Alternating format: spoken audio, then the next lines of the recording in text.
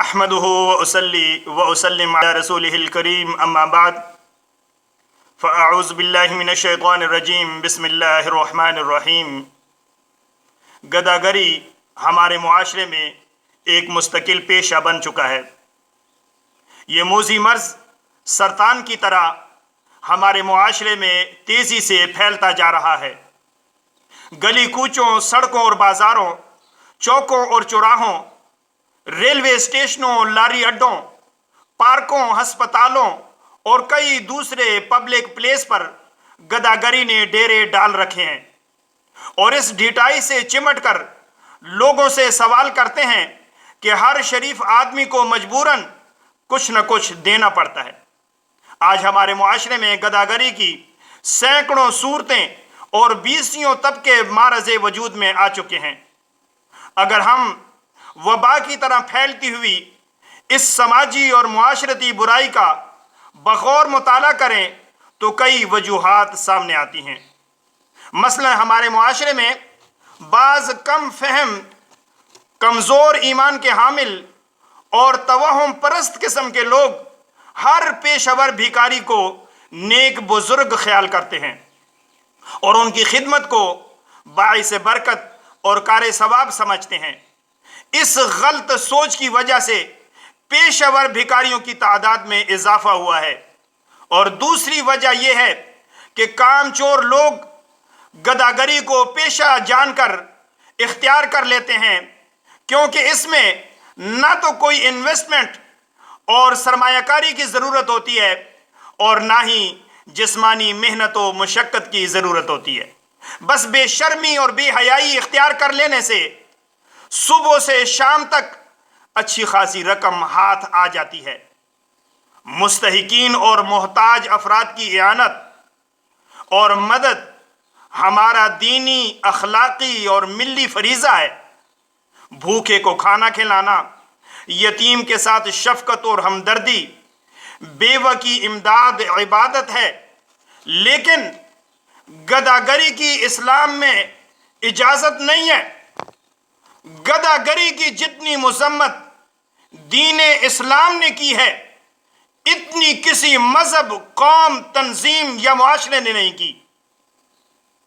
فرمودات رسول کریم صلی اللہ علیہ وآلہ وسلم سے واضح ہوتا ہے کہ اسلام میں گداگری کی کوئی گنجائش نہیں ہے، کیونکہ بھیک مانگنا انسان کو اللہ سے دور کر دیتا ہے۔ انسان خالق حقیقی کو چھوڑ کر دوسروں کو اپنا سہارا اور رازق سمجھ بیٹھتا ہے۔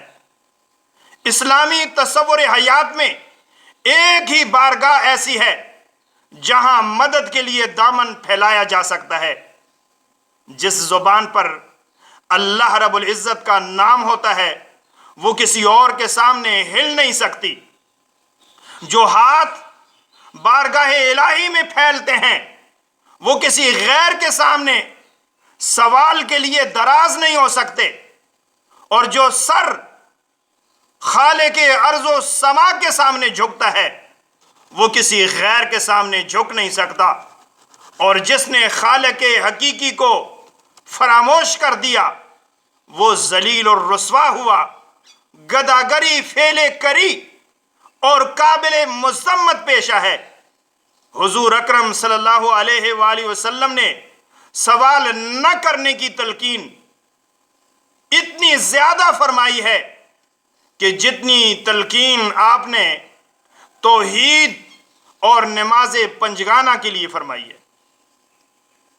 آپ نے ارشاد فرمایا، گداگری حرام ہے، اور جس نے اپنے آپ کو گداگری میں ملوث کیا وہ حرام کھاتا ہے۔ فرمایا، جس کے پاس ایک وقت کے کھانے کا بندوبست ہے وہ دستے سوال دراز کرتا ہے، وہ اپنے لیے آتش دوزخ طلب کرتا ہے۔ ایک مقام پہ فرمایا، جو ہمیشہ سوال کرتا ہے روز قیامت اس کے چہرے پہ گوشت نہیں ہوگا۔ رسالت مآب صلی اللہ علیہ وآلہ وسلم کا ارشاد گرامی ہے، اوپر والا ہاتھ نیچے والے ہاتھ سے بہتر ہوتا ہے۔ سرور دو عالم صلی اللہ علیہ وآلہ وسلم کی خدمت پاک میں ایک شخص خیرات کی غرض سے حاضر ہوا. آپ نے فرمایا گھر سے سامان لے کر آؤ. وہ کمبل اور ایک پیالہ لے کر آیا. نبی محترم علیہ الصلوۃ والسلام نے انہیں بیچ کر اپنے دست مبارک سے اسے کلہاڑا عطا کیا. یہ لو محنت کرو. کچھ عرصے بعد وہ آیا تو خوشحال بھی تھا اور کسب حلال کی بدولت اللہ کا دوست بھی.